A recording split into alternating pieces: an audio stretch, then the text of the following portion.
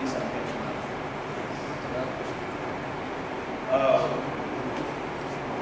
I present a similar paper to you this afternoon on the topic, the concept of evaluation in curriculum studies.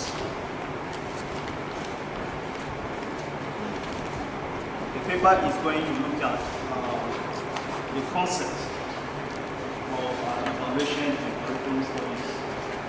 And then it's also going to look at curriculum study itself.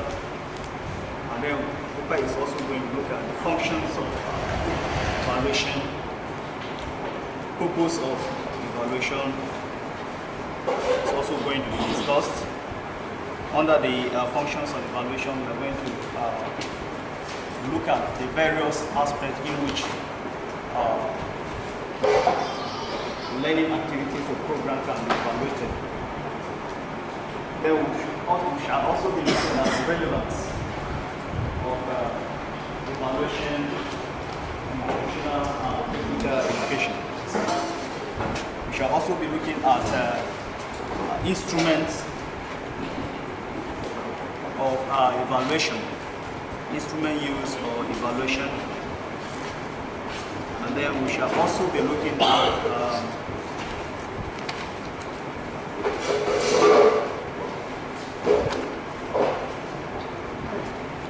instruments of evaluation and then the relevance of evaluation. Evaluation is a means of providing feedback for curriculum success or failure. That is, when you have a program of studies, evaluation now provides a means of kind of feedback on the success or failure of that program which you have designed. So evaluation is not just a new concept. It is as old as man. It started a long time ago. We evaluate most of our activities, and the reasons for our evaluation, or the reasons why we carry out evaluation, is for us to know how far we have gone, either how successful or how we have failed in a program that has been designed. And then with us, through evaluation, we can now make adjustments or make corrections. Now we also look at curriculum in the context of, we shall be looking at curriculum in the context of educational program. In the context of curriculum studies, evaluation is the determination of the value of learning, the instruction, and the overall program.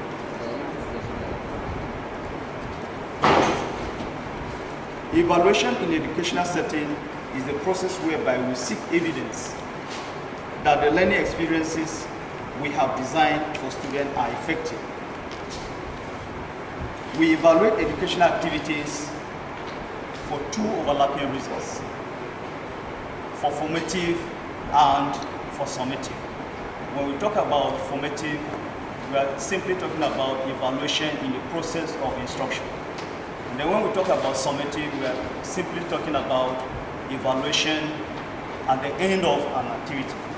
In this case, values are sometimes may be attached, and grading can also be done to see the level at which students are able to achieve or comprehend what has been designed for them.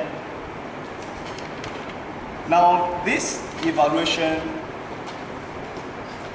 has the following functions of evaluation in curriculum studies. These functions are many, and because there are many, we have narrowed them down to education, and we have now classified them into 5. We have evaluation in respect of the teacher.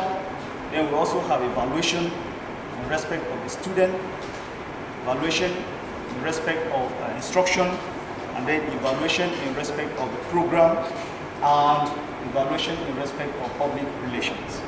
Now, when we look at evaluation in respect of a teacher, we are looking at how evaluation enhances the quality of the teacher. How does this evaluation enhance the quality of the teacher in terms of how the teacher has identified areas in which students are not able to cope and how he can improve. It is through evaluation that a teacher can be able to adjust so that he improves on his method of teaching or the methodology that he can use. This can only be achieved through evaluation. When you don't evaluate, you will not know whether your students are understanding you or they have understand the program that has been designed. It is only when you evaluate that you know areas that you are going to improve, and this can, at the end of the whole program, improve on the quality of your input to the students. Then we also have evaluation in respect of the learner or the student. Evaluation is used in selecting, classification, and certification of pupils or learners by diagnosing and knowing their strengths and weakness.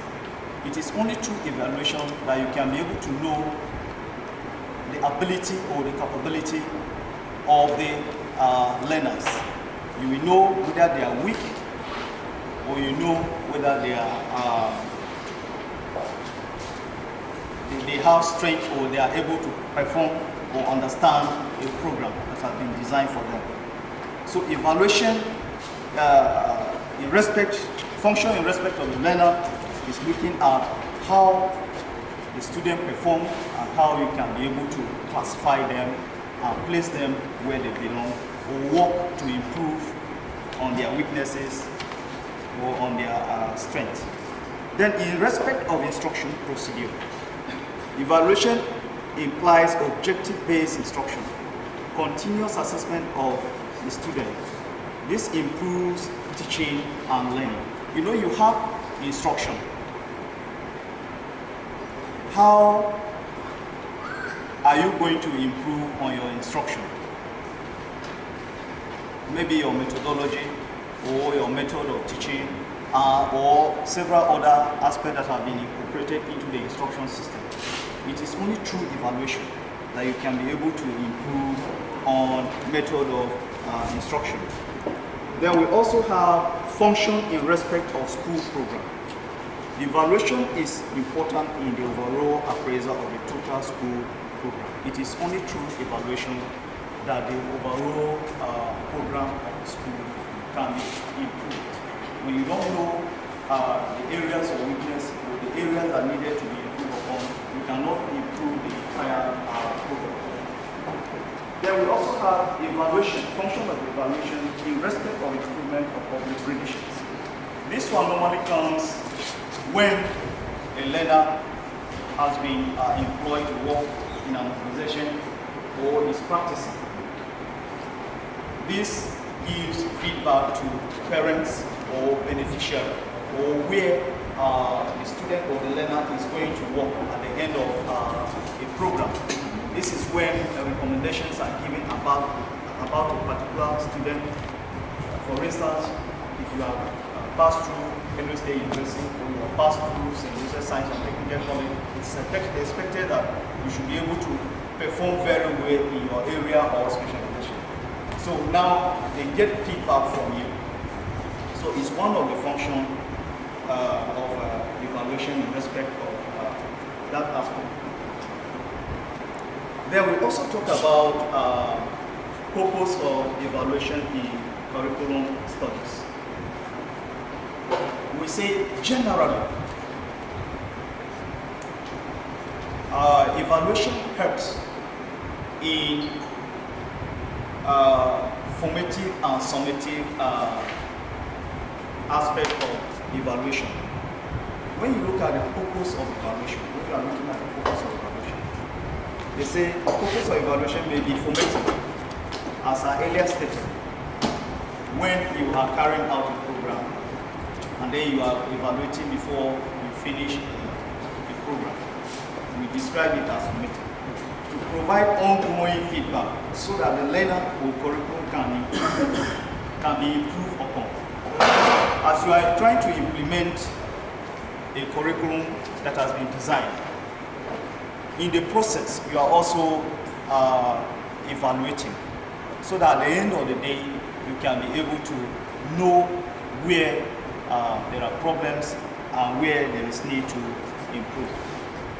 And then apart from formative and summative purposes, another purpose of evaluation can be to improve the quality of the program. When you evaluate, the entire quality of a program can be improved upon. As I keep emphasizing, it is only through evaluation that you can be able to know whether a program need to be adjusted or some areas need to be rearranged so that they can match the current situation or the condition at which it is designed to be implemented.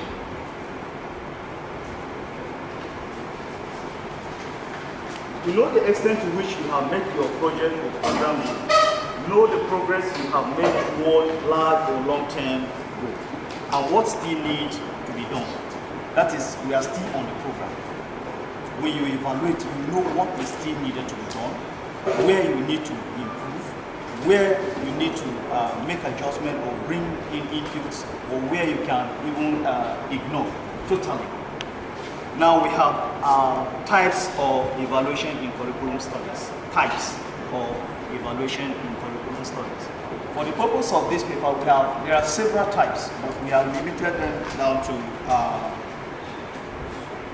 this formative evaluation, summative evaluation, and then the follow-up evaluation. We have also included placement evaluation. These are types of evaluation that we have discussed in this group. Formative evaluation is a type of evaluation which occurs in the process of implementing the program. It gives feedback on an ongoing program. While the summative evaluation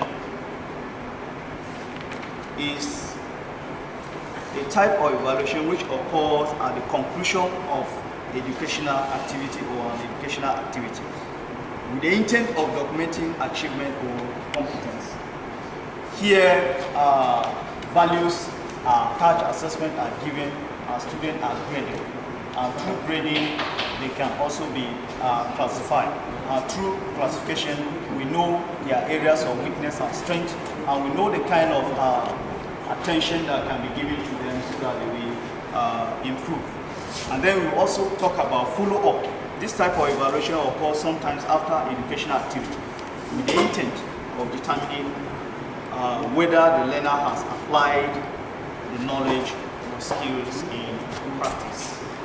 And then we also talk about placement evaluation. This is where you have learners and you want to identify those that meet the standard that have been set. For instance, if you want to bring in, have a student here that want to come and specialize in different trades, we cannot just bring them. We first of all identify their interests, and then you give them a test. At the end of the day, you can be able to rate them where they belong. We describe that kind of evaluation as a placement evaluation. The relevance of evaluation in curriculum studies to vocational and technical education. Many people think of evaluations as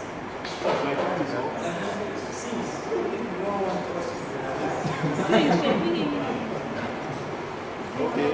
I was only trying to look at the relevance of curriculum studies to vocational and technical education.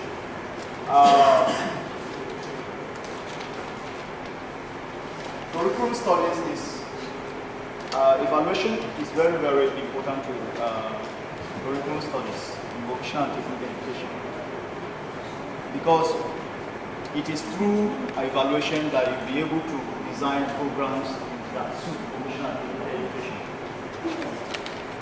Without evaluation, you cannot be able to come up with programs that will help in the implementation of vocational education. Recommendations. The paper recommends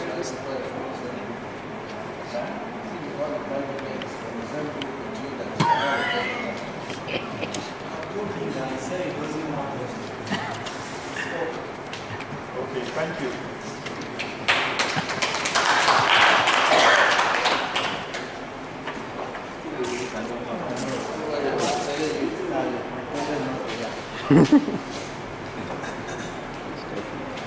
Continue, yes. Yes, we are listening to the presenter. Apart now, apart here. So, any questions? Any comments? Yes, am I able?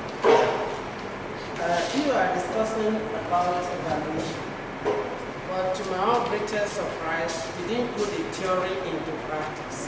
Despite the fact the timekeeper gave you signs 5 minutes ago, you didn't obey. How can you evaluate them to make sure you get the true result?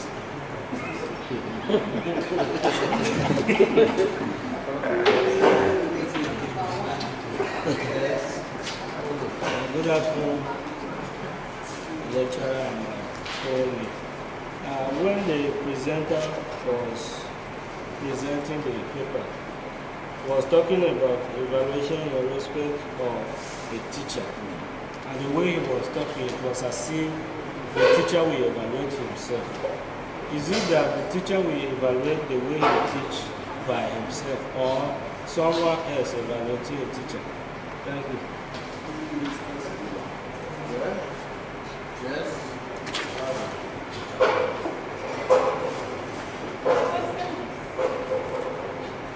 Who should be involved in the evaluation?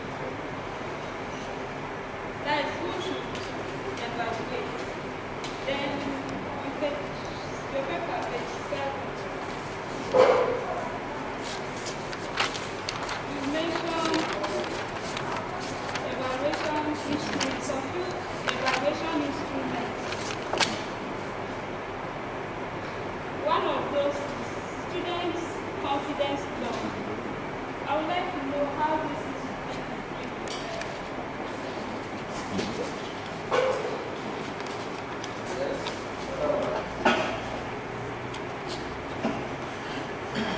Any other question?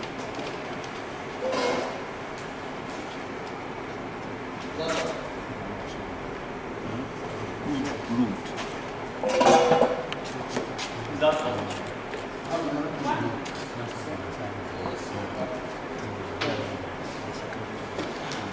Please, can you just evaluate, or there are stages? What are the stages of the evaluation? Stages.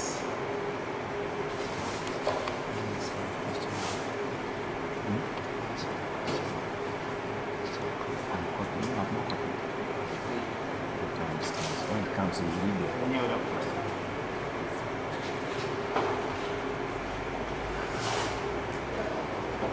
Yes.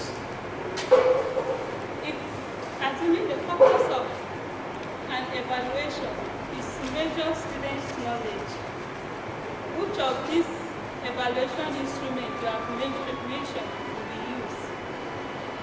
For measuring students' knowledge.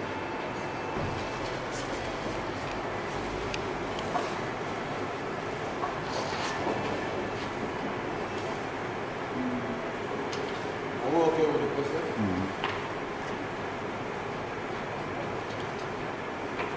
Okay, if we're okay, I think I would advise that you ignore the first question. Okay. Is that the consensus of the class? So you can take on the other question. So I move straight to question 2. Yes. Does the teacher evaluate himself? No. The teacher cannot evaluate himself.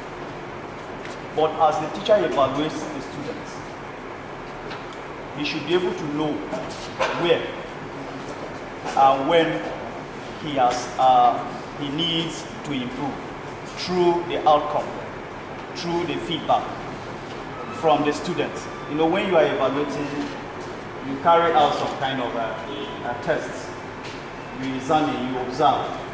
So the result, you can now use the result to improve on your input. You improve on your methodology, and that enhances your quality. That is how I answer that.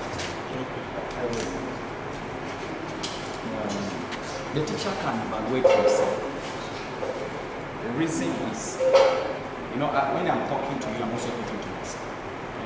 Okay, now for instance, we are in a class, and I want to know whether that which I am using, I'm presenting before you, is accommodated by you. Do you understand?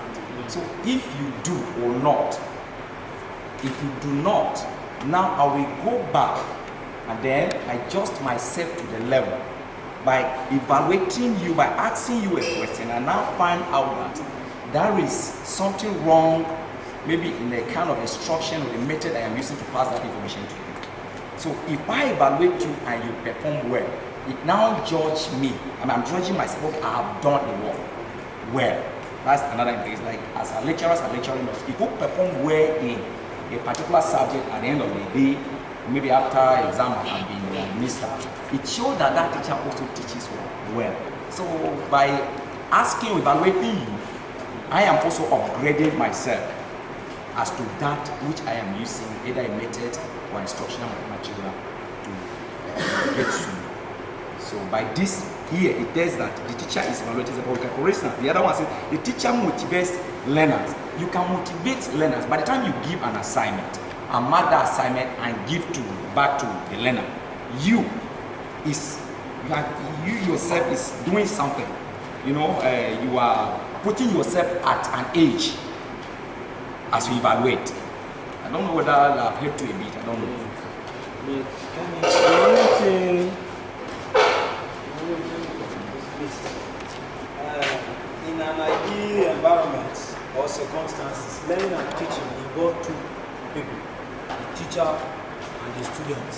So in my research, the ideal way of evaluating a teacher is the students. The students should occupy the right position to evaluate the teacher. Maybe through some instruction evaluation instruments, just like you have said, the checklists or interview question or questionnaire. There is a questionnaire that should be set at the end of the course, distributed to students, and students will use that questionnaire to evaluate the teacher. If the teacher has performed well, you get the evaluation sheet, and they will use it to evaluate that teacher. Maybe in the university like this, in higher studies like this, we were supposed to be giving something to evaluate our teachers. That is why I say they do. okay. That is why I say the student stands the right position to evaluate the teacher. Thank you, Labe.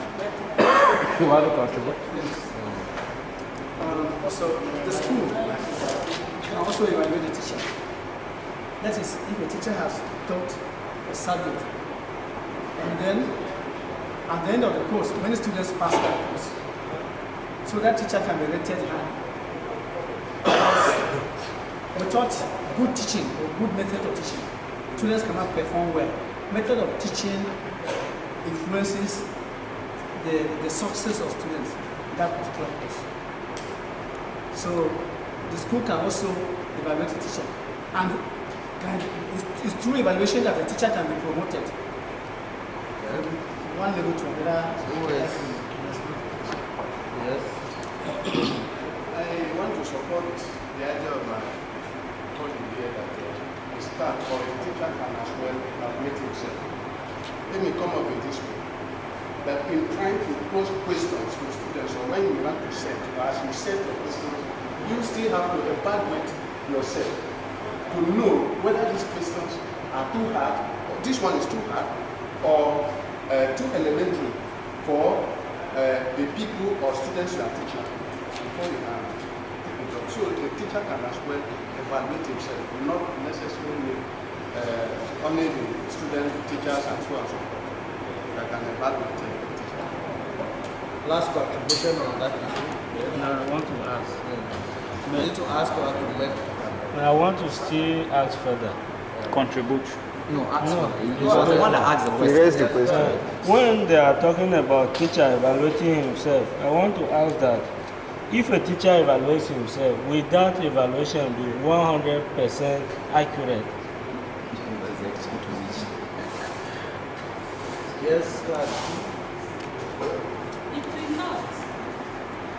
Why we said yes, we agree that as you evaluate the student, the feedback you get from it equally tells about your teaching method that you use in disseminating the knowledge. But I have the understanding that one man's evaluation cannot be 100%. That is, that feedback you are getting will not give you 100% accuracy of whatever you are trying to measure. Evaluation has to come from some other sources to make it qualitative. So, let me briefly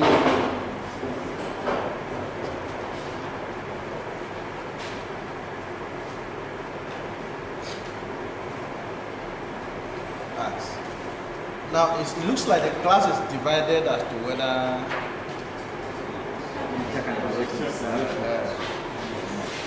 or not. And in discussing that, we have to place it in the context of the overall issue of curriculum evaluation. Maybe we have narrowed it down to maybe testing. We were thinking in terms of testing. We were thinking of giving exam to students or test to students and then giving scores. And then we are asking why should the teacher evaluate us? If we look at evaluation in a broader context as a mechanism for passing judgment, ascertaining the correctness or otherwise, or the degree to which objectives have been attained. Do we really think teachers should not, or teachers cannot, do self-evaluation?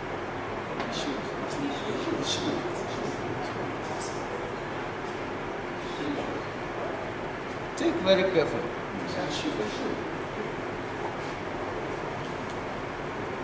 Let's look at this scenario. Over the years, I think the most significant changes in the technology, in the curriculum of schools in Nigeria have come from the secondary school level. And the one that may concern us most is the aspect dealing with basic science and technology.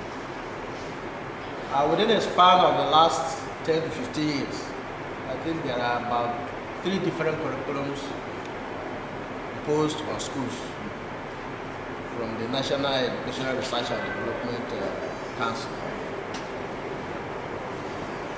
Issues of curriculum development and implementation bother so much on teachers to the extent that no matter how well planned a curriculum is, if the teachers don't implement it, it will not work. Or the teachers may implement it wrongly. Or the teachers may implement it half-heartedly. Whichever way.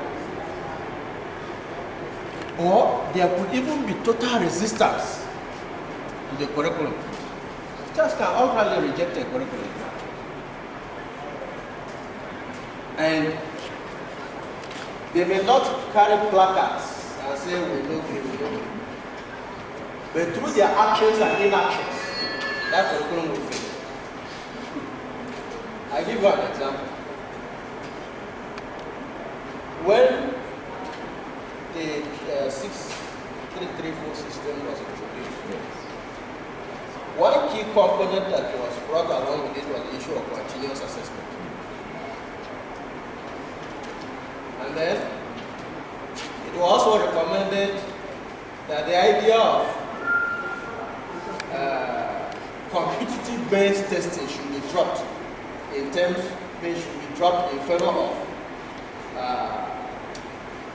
performance-based testing, such that every week or every day teachers should be given some continuous assessment, which should be made up of cognitive aspects, affective aspects, psychomotor aspects. But if we look back, even up to today, which aspect of this curriculum are teachers focusing on? Is it not the cognitive aspect? The psychomotor and the affective aspects. Now, the question arises, are the students even aware that the curriculum is not being fully implemented? Let's be frank, are the students aware? No. It's what the students are feeding them that they are doing. And the teachers on their part, are they even aware of the factors that are making them to focus only on one aspect? Because one thing with doing things is that you have to sit back and reflect, think about yourself first. Look at the areas of strengths and weaknesses before you are able to make progress. For some of us who have taught for so long, we have realized that part of the problem lies even with the ability of the teachers themselves. Teachers have come from a background of, with a swallowing content and vomiting content. So they focus on what they know. They teach the way their teachers taught them. They evaluate the way their teachers evaluated them. In fact, so much emphasis is placed on pencil and paper tests and exams that you begin to wonder whether that the philosophy that is not the ultimate determinant of child's performance. So, if we're arguing whether teachers should evaluate themselves or not, we should look at it from the perspective that who is more aware of what is required? Is it the student or the teacher? Who has set the objectives? Who set the objectives? The teachers. Who is teaching to meet the objectives? The teacher. So who will evaluate what?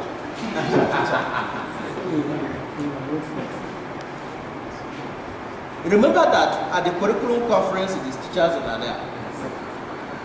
It is teachers that are proposing that this aspect of the curriculum should be changed, this aspect should be changed, this one should be retained. Why are they saying that? They should be saying that because from their own personal experience, they have seen that these are the failures, these are the successes. So having said that, I think I want to say that teacher self-evaluation is very, very important. In fact, it should be number one before students' evaluation. When change is brought in, before change is implemented, which will make me to quickly go into something I wanted to point out in your paper. I wanted to reserve this for later, but let me mention it now. You laid so much emphasis on two types of evaluation. That is the formative and the summative. But there are three aspects to evaluation. We have the normative, the formative, and the summative. The normative evaluation comes even before the implementation to see the level at which the individual or the system is prepared for what is going to be introduced.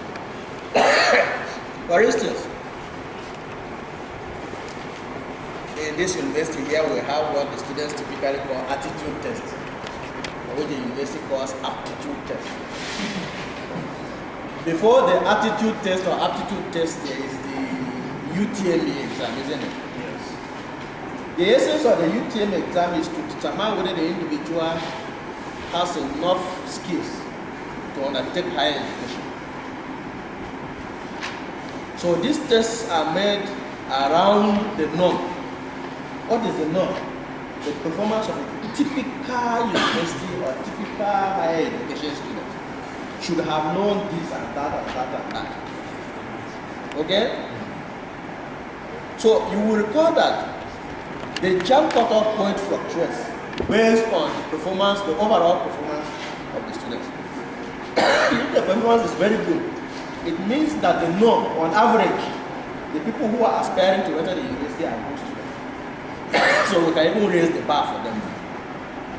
If the typical performance is bad, they will say, oh, the category of people that are aspiring to enter university this year are not very good, so let's lower the bar for them. Okay? If, for instance, you want to change the syllabus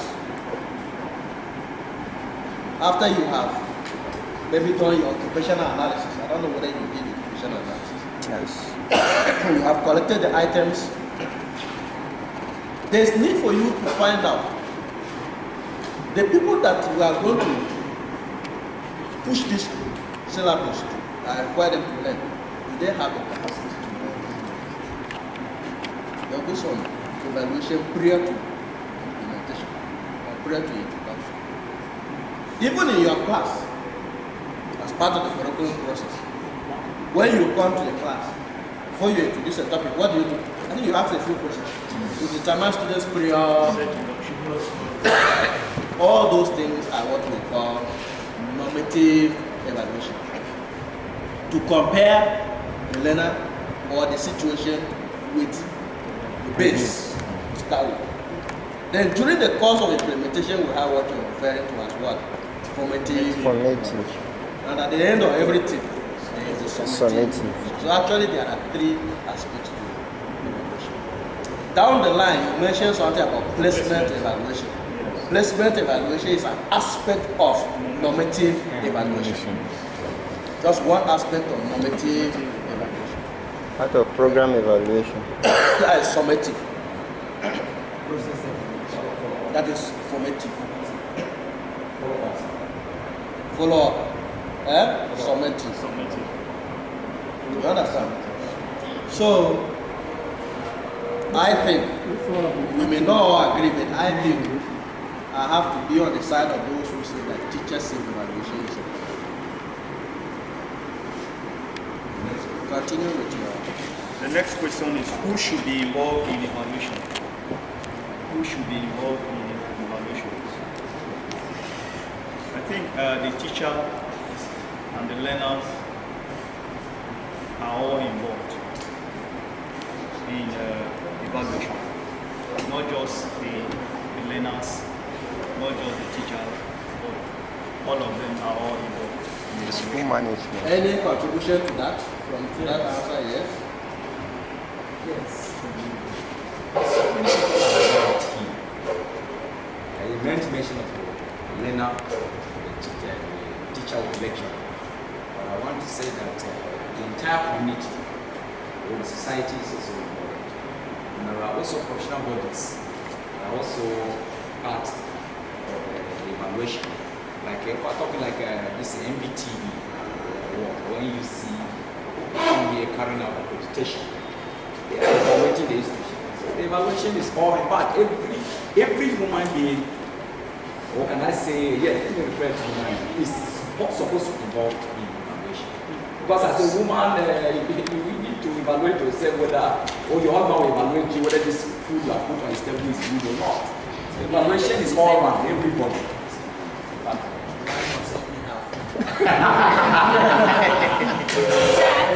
He's bringing in another issue. That's why I said we are talking of the school setting. Okay. Evaluation is not just between teachers and students. It depends on what type of evaluation you're talking about. Because if we look at evaluation as a process of accountability, you know, the schools or the educational institutions owe it a duty to be accountable to the public, who have one, sent their own members to the schools to prepare for society. You see, when you look at students are given to teachers in trust to prepare for a certain type of society. So you have to give account to the people who gave you that job. That is the public. And the public evaluates. The teacher evaluates himself, the process, and the product. Several other stakeholders within the educational system are also involved in evaluation. It depends on the level of involvement. Okay? Yes. So evaluation is not just between teachers and students. See, every day, what I find interesting is that when we sit outside, if someone passes, say, okay, now when you go outside the gate and you see some students doing a particular thing, someone, maybe an Okada person, this BSU self, I don't even know what they are teaching there. Look at this is BSU student, look at the way they are behaving. That BSU they are talking about is not the buildings. They are talking about the teachers. They are passing judgment on the teachers. Often, they will not even pass judgment on the students. They will say, what are the teachers doing? But they expect that if the teachers are doing what the society expects them to do, then the teachers should have molded the learner in a manner that the society wants. So it is the teachers that are failing. Okay? So whether you like it or not, the Okada man may not write it on paper. Very good. Pass, win. By saying, what is this BSU doing? They have already evaluated, they have passed judgment. Okay? Yes. And if 2, 3, 4, 5 Okada people are passing that judgment, it means there is something. So evaluation is a collective thing, depending on the level of involvement of the stakeholders. Yes, let's start. So I want to learn more today. Since we are discussing about evaluation, sometimes I just look at it as far as this our course is concerned. We call elective and core courses. To me, to my own mind, I don't even know the way we can rate it, the way we can evaluate it, the elective. Because major thing is concerning educational courses. Why our elective, the way I look at it to my own mind, we didn't pay so much attention to it. So I want to learn, what is the percentage? I'm not sure I understand your question very well. No, wait. But I have an idea which I may say what you are saying has nothing to do with evaluation. What you are saying has something to do with curriculum design. Okay? Yes. An issue that should have been raised at the level of curriculum design. A number of courses have been prescribed for the students. Some are called core courses, some are called elective. What is the purpose of the core courses and what is the purpose of the... And what is the weighting? What emphasis should be laid on the core courses and what emphasis should be laid on the elective? It is only when you know the purpose for which electives are prescribed and the purpose for which core courses are prescribed that you begin to say one thing or the other. When we call something elective, people interpret it to mean sometimes option, something you have the choice to do or not to do. But electives may not function like that sometimes. Electives may be pointing you towards an area of competence. Okay? Electives have a number of purposes. Let me start by saying that one of the purposes of elective is to broaden the horizon, the knowledge base of the student.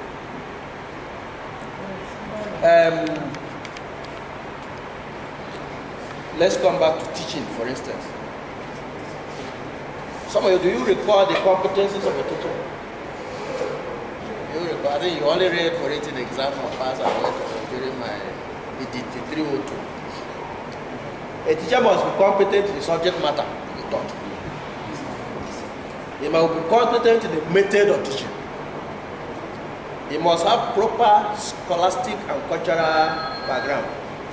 Okay? He must have good interpersonal relationship. Okay? Students and staff. For everybody, including the community. Okay? The teacher must be creative and resourceful. the teacher must be willing to teach. Okay? Now, competence in the subject matter.